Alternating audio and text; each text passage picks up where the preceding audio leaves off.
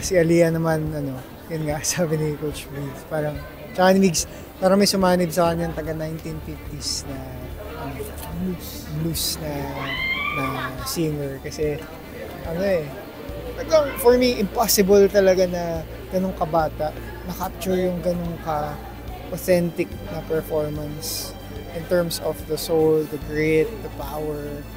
Pero nagawa ni Aliyah eh. So, she blew us all the way here on the studio. And I'm really excited and scared and para kay Coach Billy na mahirapan talaga siya pumili. Pero kailangan pumili and may the best performer tonight win. Pero all of them are great.